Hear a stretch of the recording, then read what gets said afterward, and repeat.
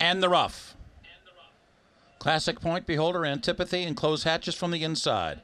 Princess of Sylmar has come out fourth. Belle Galante will be the last of them all as they move up the backstretch here. Classic Point goes on to take the lead from Antipathy. And then there's a break of 4 back to Beholder, who's well held early on here by Gary Stevens. And Close Hatches is just to her inside. And a break of 4 back to Princess of Sylmar, already about 10 lengths from the leaders.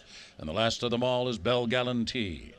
The opening quarter was a rapid one, 22 2/5 seconds. Now Classic Point goes bounding away to lead now by 4. Antipathy has let her go and runs back second, now 5 lengths behind with 5 furlongs to go. Close Hatch is maneuvered to the outside for clear sailing. And then down toward the Belle Galante. Beholder and Princess of Sylmar still at the back of the pack.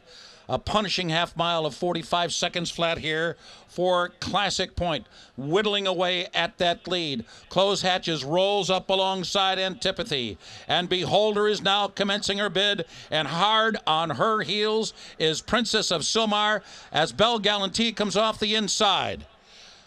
Classic Point is stopped. And at the quarter pole, it's Closed Hatches, Beholder, Princess of Sylmar. They're lining up for that stretch drive with 3/16 of a mile to go. And it is Closed Hatches in front. Beholder, Princess of Sylmar lengthening her stride with 1 furlong remaining. Antipathy is fourth. Closed Hatches, Beholder, and Princess of Sylmar. Oh, what a race here as these 3 fillies come down to the line. Closed Hatches, Princess of Sylmar. Closed Hatches won it. Won it by a nostril over Princess of Sylmar and Antipathy.